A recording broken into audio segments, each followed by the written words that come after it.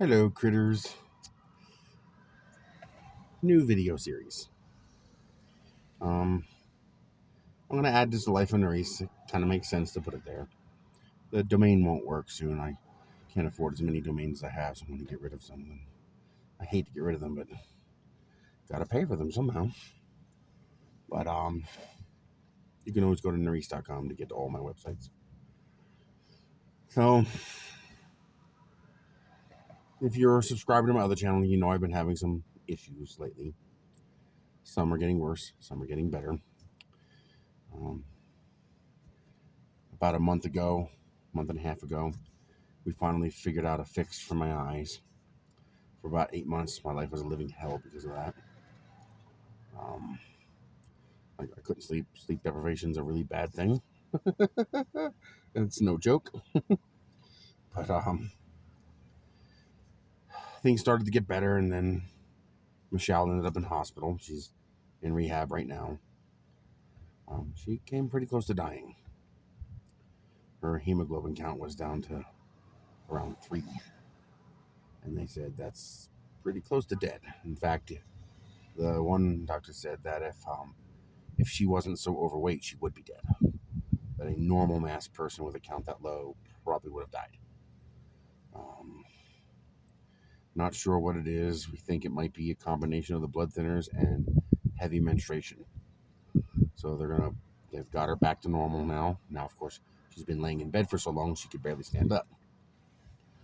So she's in rehab for that. And so far, her blood count is normal.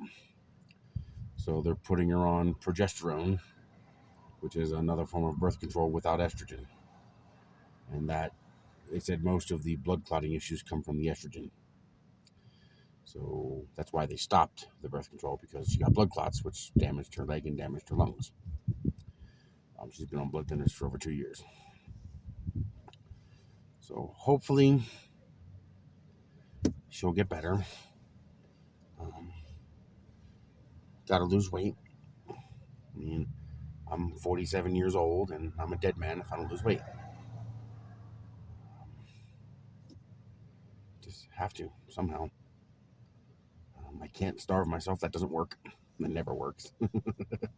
Just have to eat right. One of the problems that I've run into is mental. There's something wrong with my head, and I'm not sure how to fix it. Maybe we should call these the Reaper videos, since I'm sitting in the Reaper. It's a Kia Soul. And of course, I was watching Bleach at the time that I got this car, so I called it a Soul Reaper. I'm going to get a Reaper sticker and put it on the back where it says Soul, so Soul Reaper. um, I'll probably be doing these videos from here just because it's comfortable. I think I have many issues. Some of them are addressable. Some of them I'm probably going to have to seek help for. And some of them I'm hoping to address with these videos. One of the major issues that I'm running into, I think, is depression. I've never experienced depression before, at least I don't think I have, so I don't know how to identify it. But doctor's telling me it sounds like it, and I have to trust his opinion on that. I think one of the driving motivators is that I can't be who I want to be because I have to socially interact with the rest of society, and that becomes a problem. Maybe not. I'll discuss that later. We'll see how I feel. But one of the major problems, call it a midlife crisis or whatever, but existential crisis, is that I sometimes wonder what's the point. Don't get me wrong. I'm not suicidal. My personality type just is not compatible with that concept in general. I know a lot of people think that, but I could no more commit suicide than I could murder a person. So that's not an issue. But it makes you want to give up. It makes it hard to get up in the morning. It makes it hard to bother doing what needs to be done because you keep thinking, what's the point? That's why this thing with Michelle scared me so bad, is that right now Michelle and my neighbor Robert are the only people keeping me going every day. Keep me, caring enough to actually get out of bed and do something, because I have to take care of Michelle, and my neighbor needs help, and helping him is an excuse to get off my fat ass and do something. He's constantly saying he's sorry for using me so much, and I keep begging him to just, it's fine, dude. Driving a mile and a half to Walgreens to get your medicine for you is no big deal. Taking out your trash for you, he's got an amputated leg and nerve damage to the other one, which now has him stuck to a mobility chair while he goes through therapy for it, because he can't stand up for very long. And he can't use crutches, and he can't use his prosthetic because of the nerve damage. And I was like, you give me an excuse to get up. You give me an excuse to, even if it's only driving over to your house, and walking up and down your driveway to put the trash out and take it back. It's an excuse to get off my fat ass and do something. And I realized when Michelle was in the hospital and almost died that if she dies, what reason do I have to do anything? I mean, I would probably just sit in bed and do nothing. And eventually, your body will fail and wither away and you'll die. And that would suck too. I don't believe in God. I believe it's a fairy tale that people have believed in for thousands of years because rulers have used religions to compel people to do what they want. When the king or emperor says, do as I say, that's not as effective as do as God says and I am the hand of God.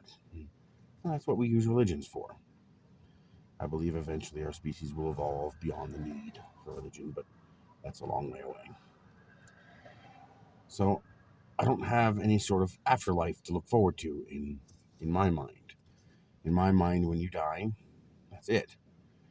Your body rots or is cremated, and your consciousness just withers away into nothing. And it makes you wonder, what's the point? What does it matter if nobody's going to remember you? Like as soon as the rest of my family dies off, who's going to remember Chris Taylor Jr.?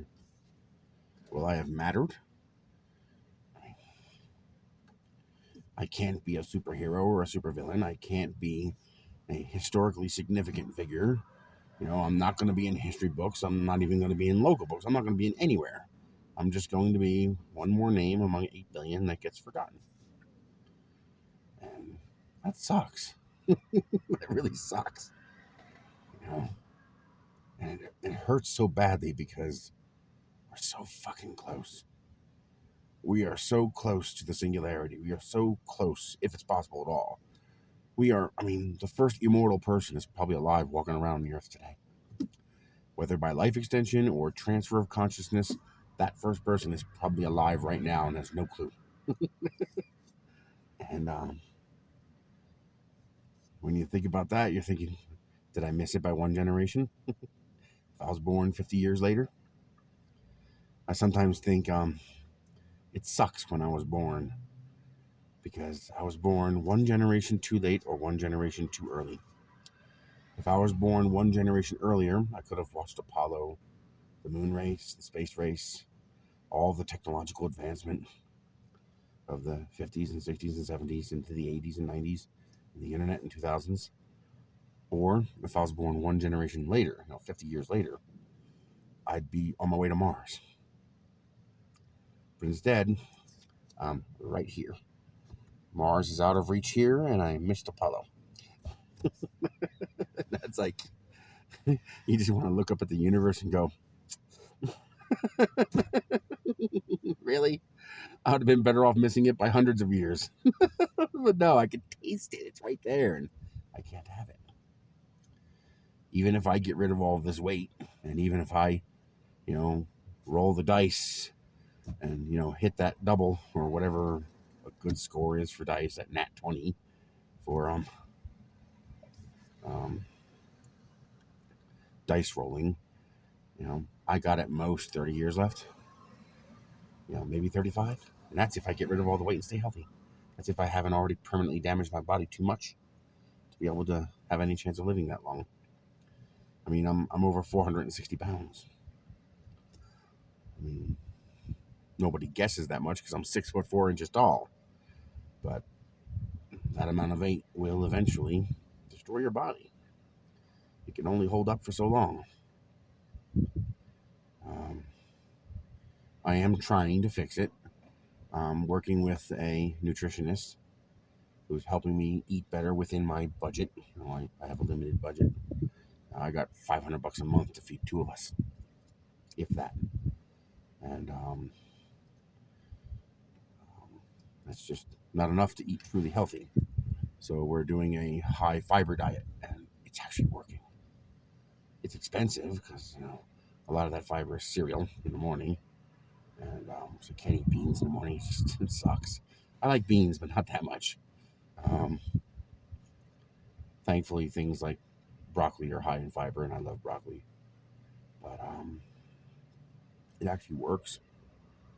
There's something about being overweight that a lot of people don't realize is that first, don't take me the wrong way. I have never gone hungry.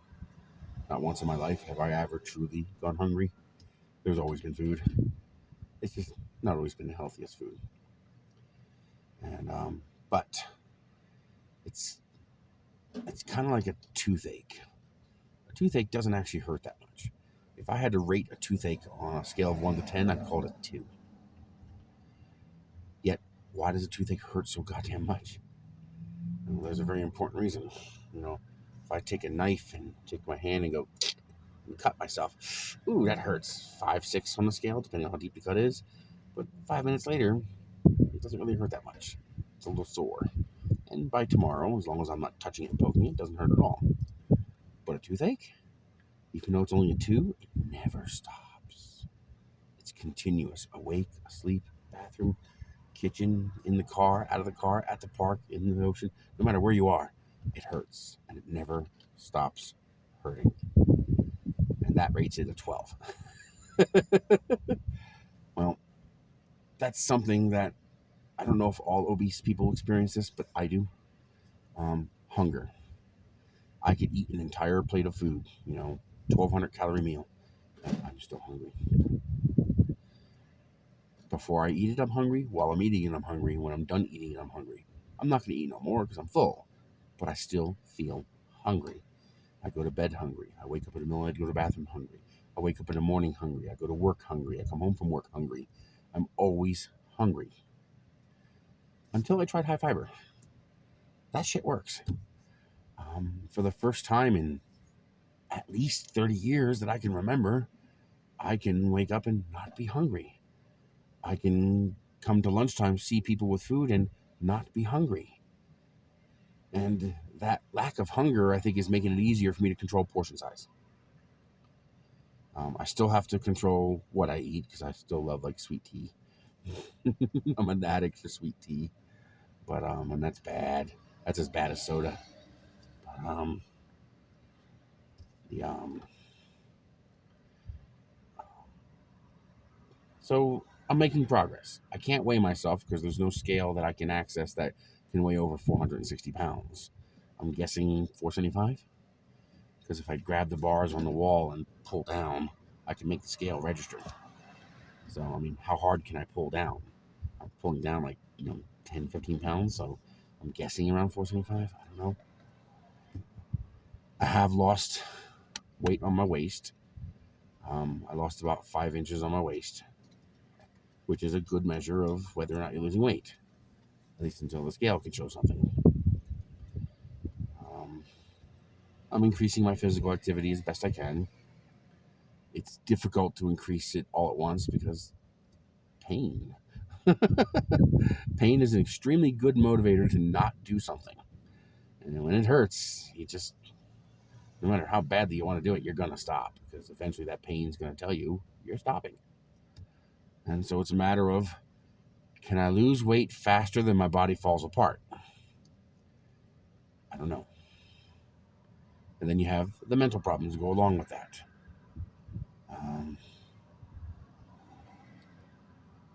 I've decided to try to indulge in simple pleasures that I used to enjoy. I loved getting my nails done at the nail salon, but I can't do that anymore. I don't know why I like it. I just do. Someone told me you can't do that, and I was like, watch me. And then I just go, oh shit, I like this. Especially the looks it gets. Like, yeah, screw you. But so I figured, okay, I can't afford to go to the nail shop. The reason I stopped doing it is because it was $25 every 2 weeks. Around here, it's like $45. I can't afford that. I don't got that kind of money. So I'll do it myself. Bottle of nail polish is $2. I suck at it, but yeah, I'll get better if I do enough, right? And it makes me happy, so why not? Um, if people don't like it, I growl at them. What are they gonna do? I'm a 6'4" 460-pound monster. They're not gonna do nothing, is what they're gonna do. But it's all in your head. It's all social pressure. But I have to do something to address this problem of crisis. Where what's the point? And that's, I think, what this video series is going to be. I don't know how long these videos will last. I don't know if YouTube will keep them forever, if they'll eventually delete them. Maybe when nobody's watching them, YouTube will delete them and I'll disappear. Or maybe, 1,000 years from now, somebody will watch this weird video from 2024 and say, hey, look at this weirdo. Maybe they'll think I'm interesting enough to watch. The life of Chris Taylor Jr. And, I'm going to try to do that with these videos. I'm going to try to just... I regret a lot of things with my family. There's time with my dad, my grandpa, my great-grandpa, grandma, great-grandmom, that I wish I was more technically involved as I am today. I mean, it could be as simple as just, we didn't have smartphones then. Just having this, and I could have just, even without video, I could have turned on an audio recorder and just recorded some of the stories of the lives of my family. Try to keep them from being erased by the indifference of the universe. And so I'm going to try to do that with these. I'm going to try to create a record of me. It's selfish. I don't want to be forgotten. Is that so bad?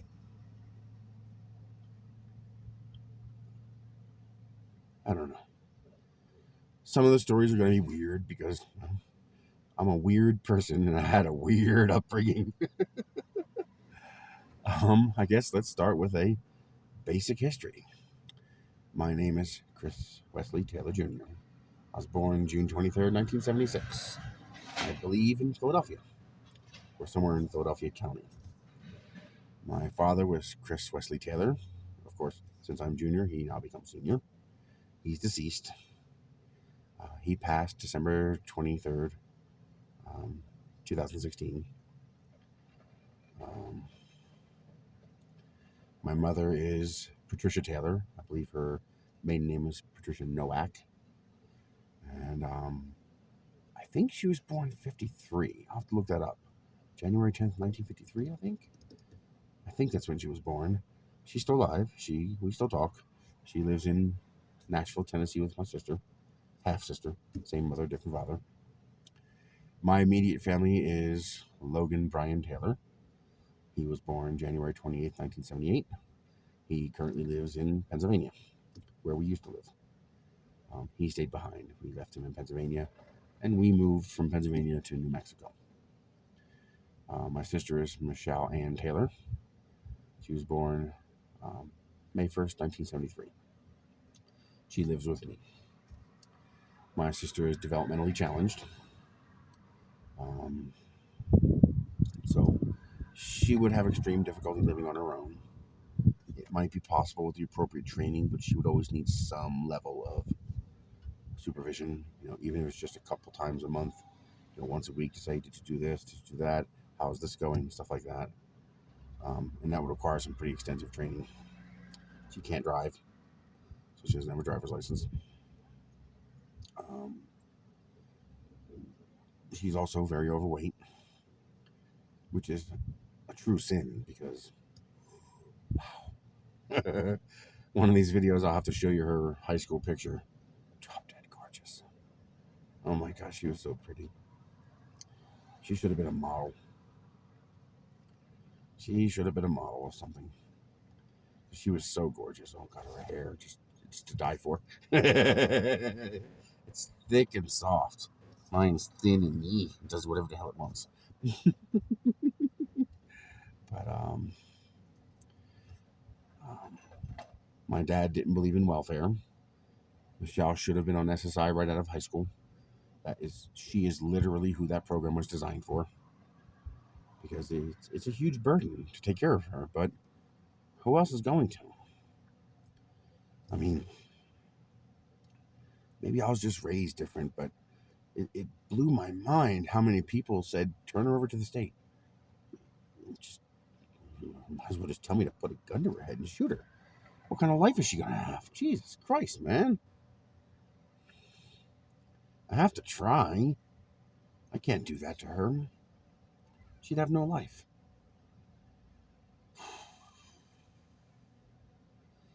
I mean,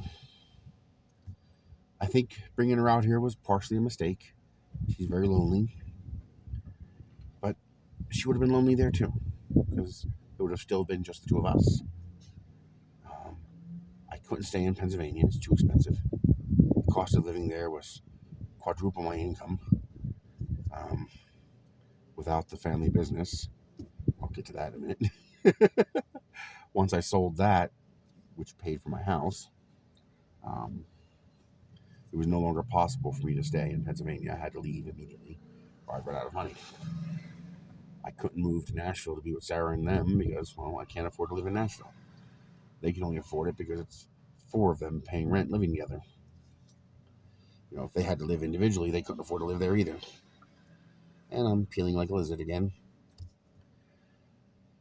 So I figure, as I remember things, I'm going to tell as many stories as I can. Adult stories, childhood stories, fun things I do, movies I go see, whatever, just anything. Think of this as a life vlog, a life journal of the life of Chris Taylor Jr., in the hopes that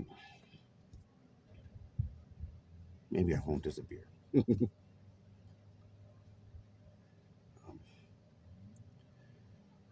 Some of the videos are going to be weird. I mean, we were a weird household. My dad did a very good job of hiding the family business from us as children, because, he felt that children shouldn't be exposed to that. And he's probably right. And he did a very good job. The day after my 16th birthday, he introduced us to the family business. Hey, Chris, we own an adult bookstore. What the hell's an adult bookstore? Yeah, found out what that was and started working there. Because I needed money. And I was a weird kid, and that kind of stuff didn't bother me very much. That's where a lot of these stories come from, because my dad was a good dad, and he thought he needed to fix me, with the best intentions. He was a good dad. He's a single father. My mom and dad got divorced. It was what do you call it? A non-violent divorce, a non-aggressive divorce. They separated peacefully. So we still continue to have contact with my mother. It wasn't a nasty or violent or aggressive divorce. There was no animosity. Okay, they just realized it wasn't meant to be. They separated, and so we were raised by my dad. And to be fair, we had a great childhood. I mean, our childhood was very good. I mean, I wouldn't call us rich. We were lower middle class, I'd say. We were the bottom tongue, the bottom rung of middle class. The bottom 10 or 20%. So while we didn't have an incredibly luxurious life, we did have a good life. And now as we got into our young adult age, things began to decline, and we suffered financially. Barely had living a cost of living we really couldn't afford. And eventually that would come to bite us, but we did what we have to do. And I think for the most part we did okay.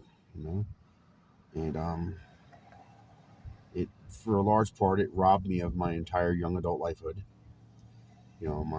My life from 17 to 40 was basically not mine. I had to help the family, but if I went back and this fairy tale sky god said, "You're going back to the year 1996, and here's your entire future. Would you do anything differently?"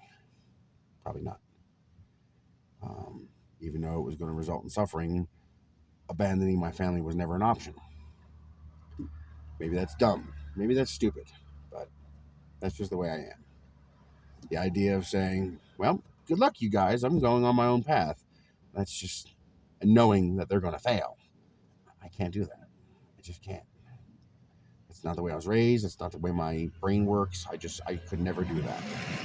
So I think I would probably end up doing basically the same thing. Um, hindsight being 2020 and all that crap. So I'm a bit of a strange individual. I was really strange as a kid and as a young adult. Um, at the time, in the late '90s, we didn't know what this was called. There was no internet. The internet didn't exist yet. It was just starting to come out. Computers were just starting to be something that a family like us might be able to afford. This was at this time a computer was over $2,000. We're talking a 486 here, 386, 486 era. 486 is where computers really started to actually become what we call home computers today. And at the time, a computer was $2,000. I think it was $1,800 for a 486 SX or whatever that was. And then the monitor was another $600. um, it's it's funny. We actually got our first computer for free. They had a deal. It was like $1,600, and you got the computer and the monitor. They sent the monitor, but the computer never arrived, or somebody took it. So we called. They said to wait, see if it arrives. It never arrived. They refunded the money. We asked, "What do you want to do with the monitor?" And it's like, "Keep it. It's too expensive to ship back." Shows you how inflated that $600 price tag on that 15-inch monitor was, huh? And then, like a month and a half later, almost 2 months later, the computer arrives. And my dad says, "Keep it." And I was like, "Nope, I can't do that." He's like, "Keep the goddamn effing computer." And I was like, "I can't do that. It's stealing." So I insist, 16-year-old me insists, and we call the company and say, "Hey, the computer you refunded us arrived." It's like, "You want us to send it back? You want to send a label to send it back?" And they took them like 20 minutes to even find the record. It's like, "We already wrote this off." I was like, "So what do we do with it?" Lady on the phone is like, "Keep it. You got a free computer." I was like, "Seriously? You're going to just let us keep it?" It's like, "Yep, it's yours. It's already off our records." And I looked at my dad. I was like, "See? We didn't have to steal it. They gave it to us."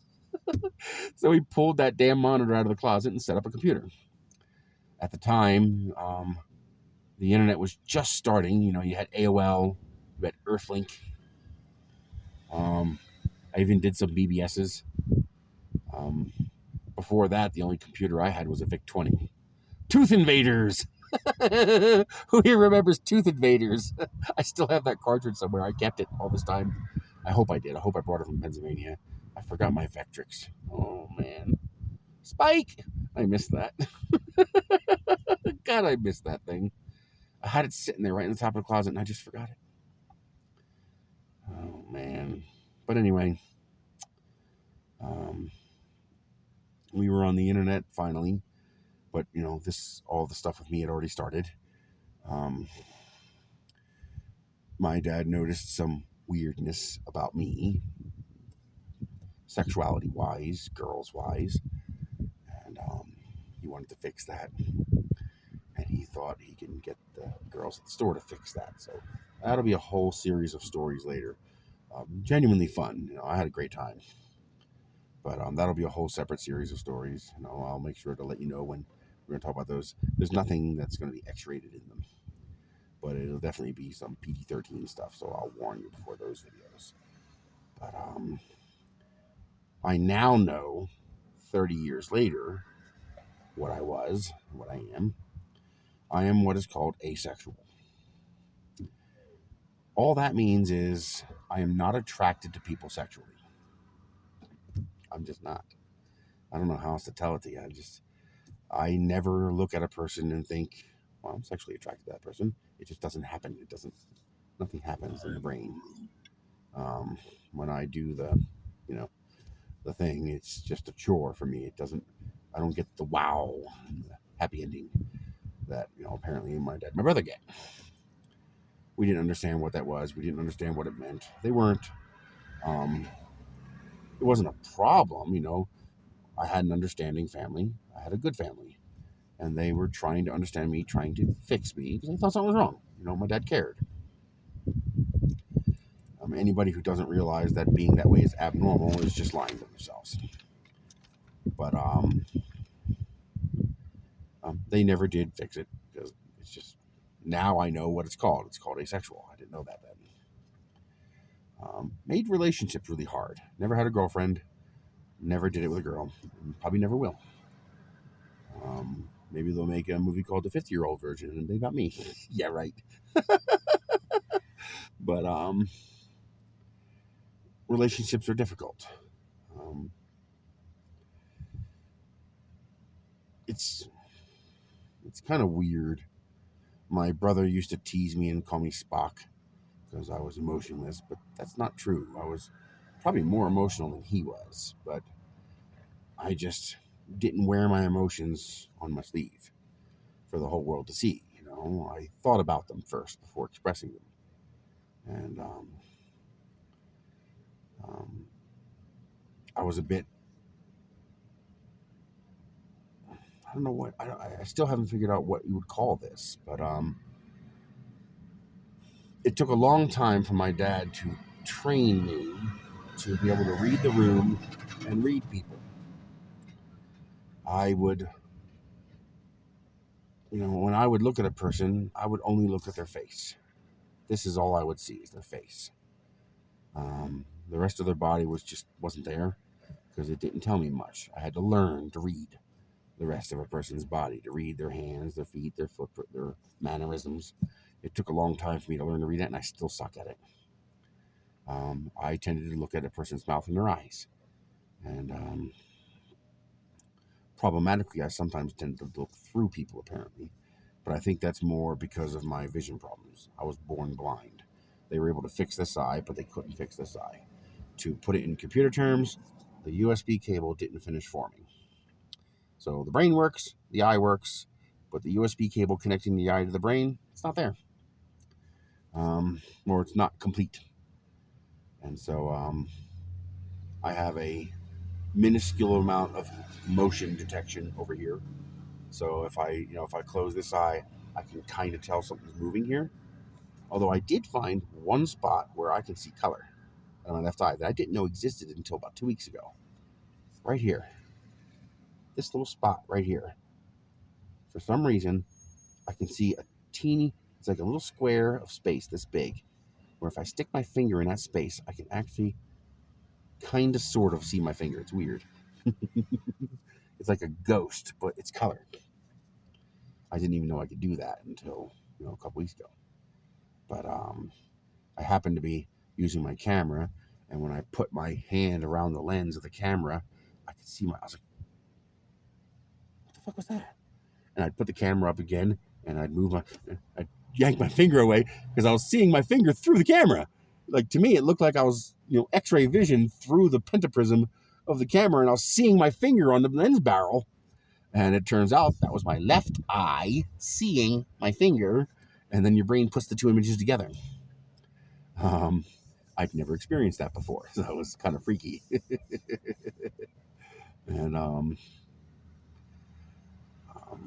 so that might be why I used to love freaking out the nurse in grade school, because back then you would get a yearly checkup from the nurse. A lot of us didn't have insurance, so that would be the only medical checkup a lot of families would get, including mine. We didn't have insurance. But I used to freak her out because this eye would behave normally, but then she'd look at this eye and tell me to look straight ahead, and this eye would just start it'd start moving around. She's like, I need you to look straight ahead. And I have to explain to her, I was like, I don't really control that eye. It kind of does whatever it wants. And but that would weird him out a little bit when it would just start drifting around. But so I was weird in that way. But the other way was I tended to um, lying was difficult for me to understand. Um, I'm capable of lying. I'm perfectly capable of lying. It's not hard. I don't like to, but I'm perfectly capable of it. Um, I don't like it though, and I have difficulty reading it in other people. I have difficulty perceiving deception, or when people stretch the truth.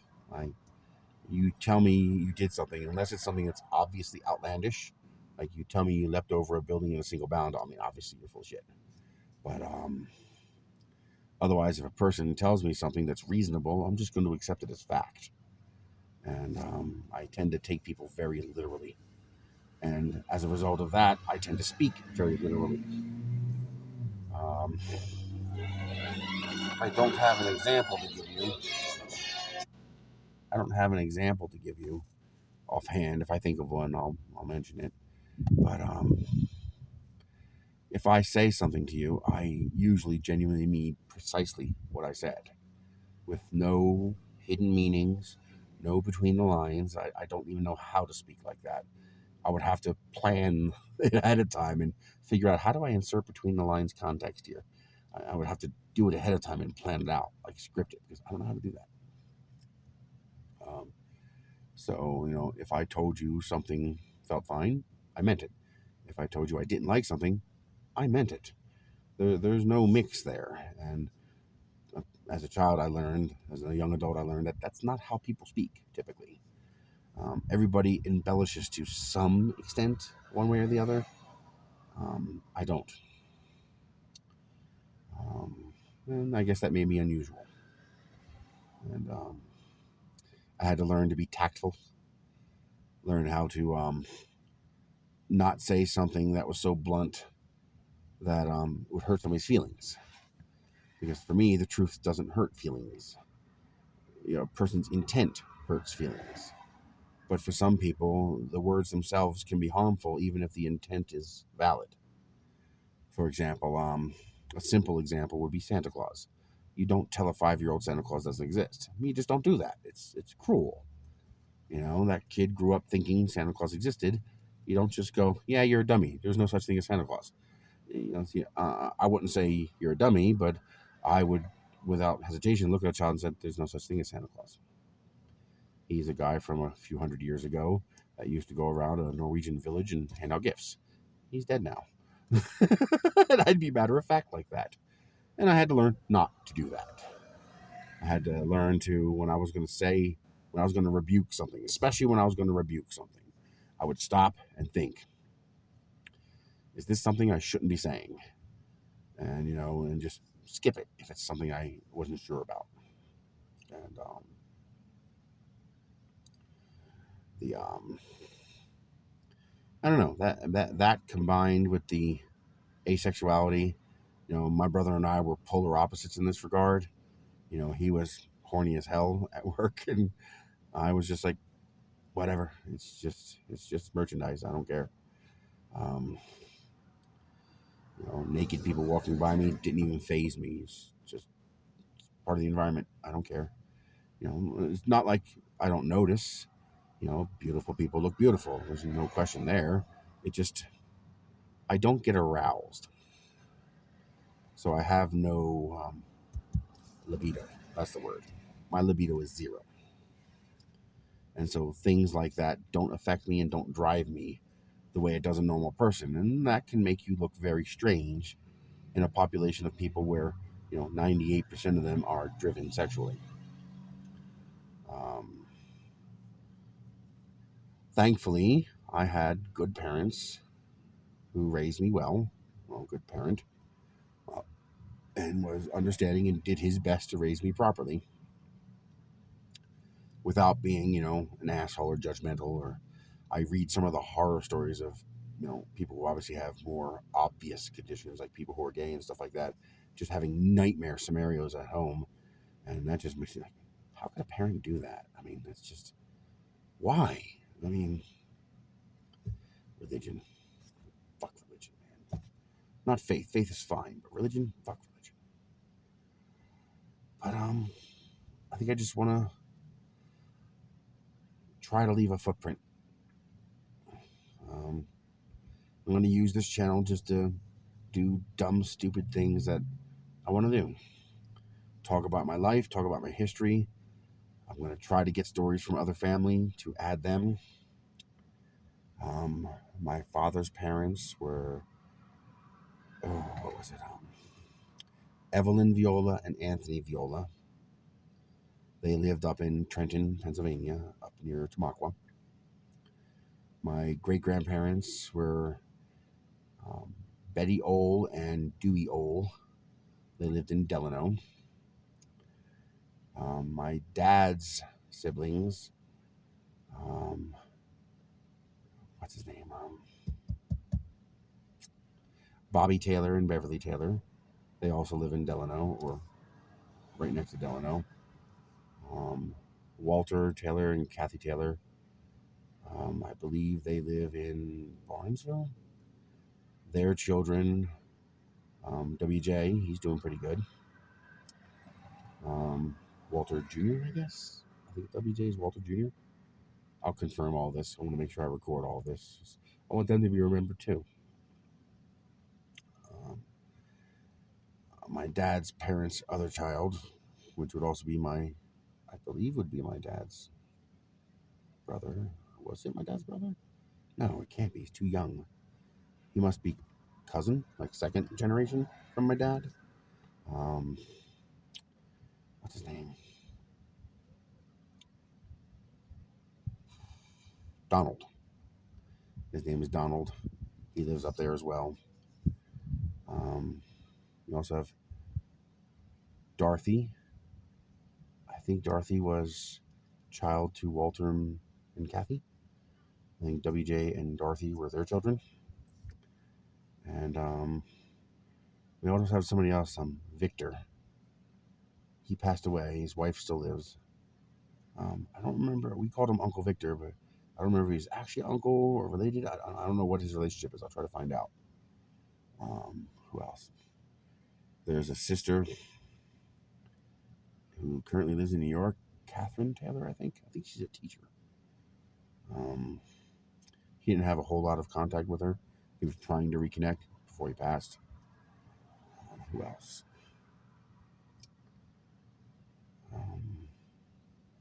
That's all I can remember as far as family right now. I'm going to try to get more names. Try to fill out that tree a little more. Include as much as I can.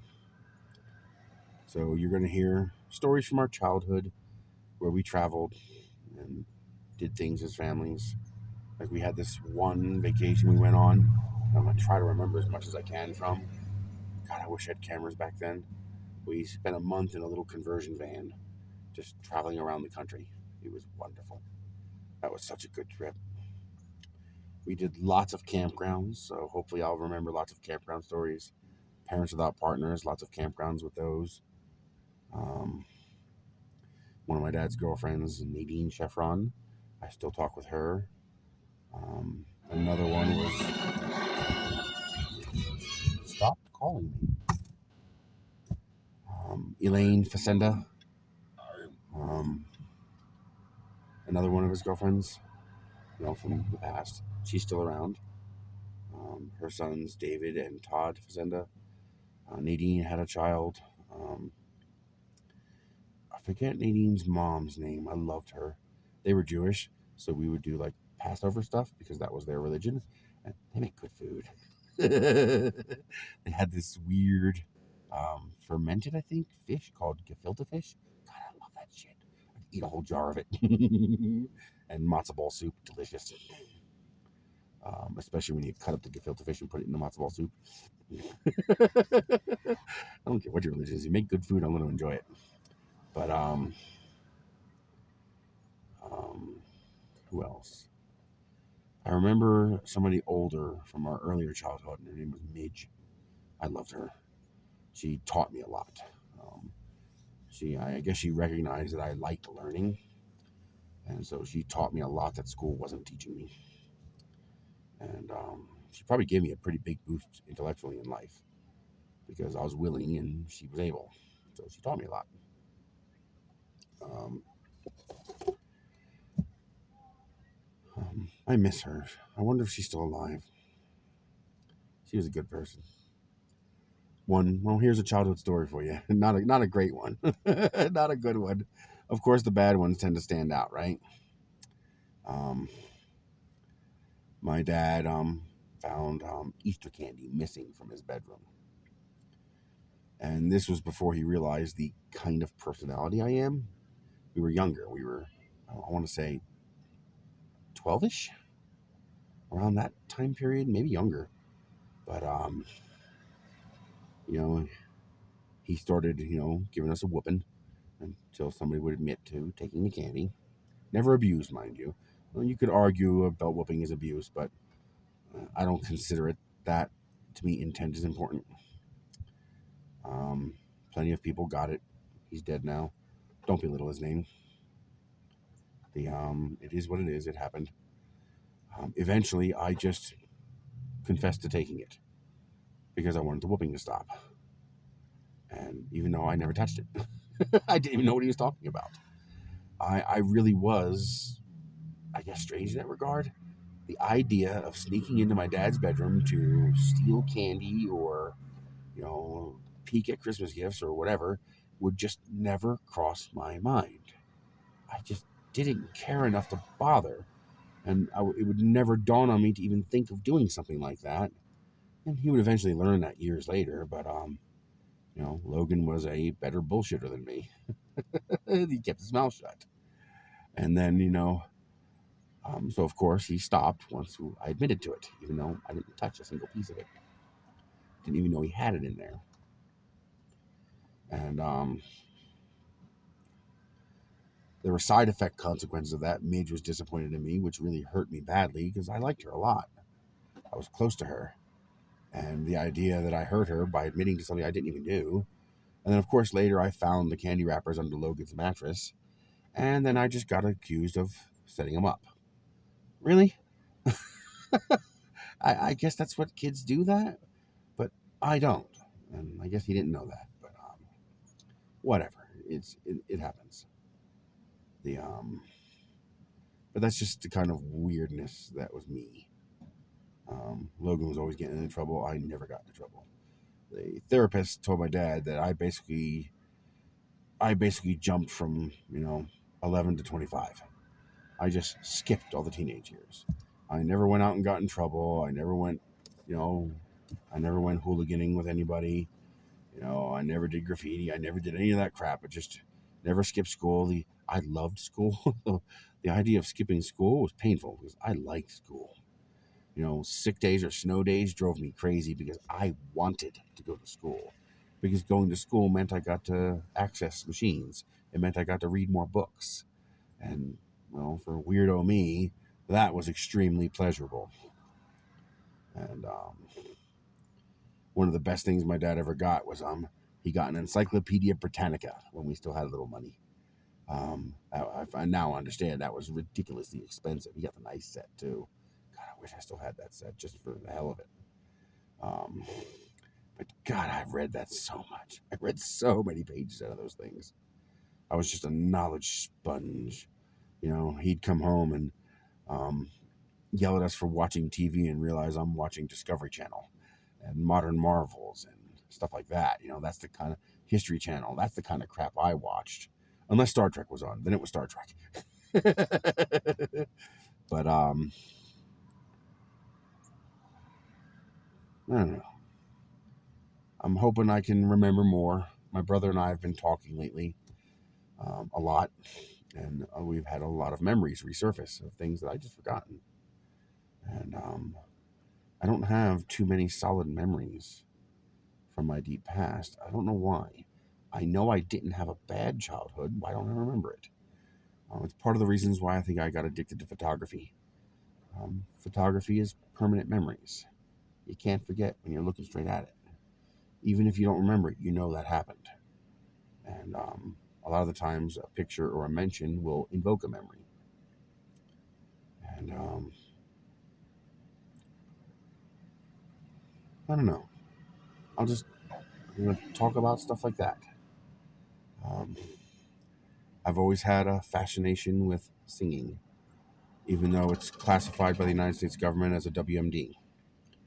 So you'll want to put like cloth between the headphones and your ears if you see a video of me singing. So I'm probably going to murder your ears, but I'm going to do it anyway because I think it's something I enjoy doing, even though I suck at it. So you're going to see some of that here.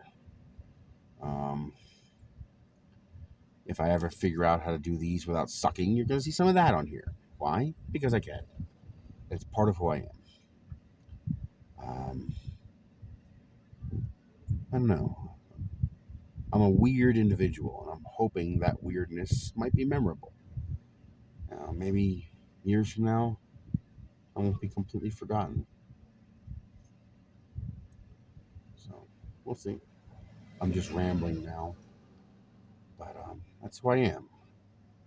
Um, there'll probably be videos like this where I just talk to the camera about memories, events, things, um, in the hopes that I can be remembered in a small way. Maybe that'll appease me. Maybe that'll, you know, quiet that torment in my head that says, "What's the point?"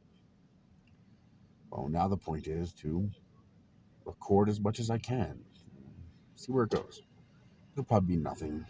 I doubt many people are going to subscribe to something like this, and I don't care. All I hope is that it won't get deleted. I'm hoping maybe it'll be a tiny amount of bandwidth, a small enough amount of storage that they'll just decide to leave it. I don't know. Does YouTube delete videos that don't get watched anymore? Do they just delete them? I don't know. I have no idea. But I've got nothing else. What else can I do that has any chance of lasting beyond my lifetime? I can't become a significant character. I'm certainly not going to go on a crime spree. You don't get remembered for that. You get remembered for being a supervillain or a superhero. So if you're not a Benjamin Franklin or a Genghis Khan, you're probably not going to make it into the history books. But maybe this can be, our us mere mortals' way of attaining just a sliver of immortality, a sliver of not being forgotten. So, let me know what you think. Do you want more of this? I'm probably going to record and post it anyway, but I'll probably do it more often if people enjoy it. And my brother was a heavy heroin addict, and he's one of those extraordinarily rare cases where when he spiraled down the drain and slammed into the bottom of the singularity in the black hole and splattered himself all over it, he picked himself up and recovered. Very, very few people do that. And he's been clean for 5 years now. He's got a good job. He's making more money than I am now. Before it was me helping him. Now it's him helping me. I mean, he sent me gas money so I can go see Michelle because I don't have the gas money. It's 60 miles round trip each time I go see her. So it's like $45 for 4 visits. And I just don't have that money. So now he's helping me. He's got an apartment. He's got a nice truck. He's got a good job. He's actually fixing himself. He did it. My other brother, Matthew, he's done. He's spiraled and he's gone. He'll either end up dead or in jail. He's bipolar with addictions. And I don't think he's capable of recovering without assistance. Um, Logan is. And he's doing it. And that makes me really proud. He's doing good. Sarah's doing good.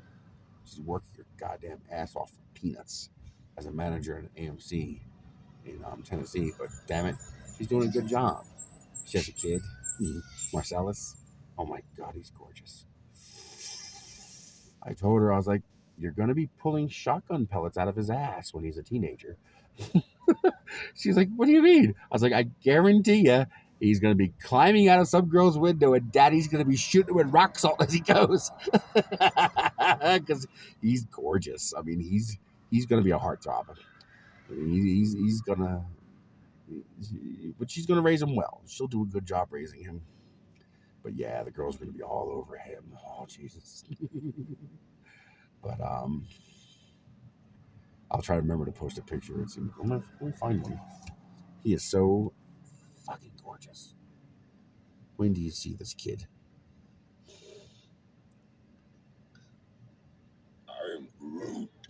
There we go. Look at that kid. That kid is just amazing. He is just gorgeous. Lots of reflections, but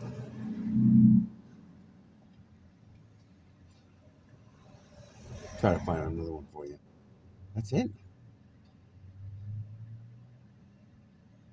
I had this phone longer than that. That can't be the only picture. I hope this doesn't delete old text messages. I'll have to start downloading stuff if it does that, because I'm missing a lot of stuff. Yeah, I'm missing a crap ton. Oh, I hope this doesn't delete stuff. Does it delete?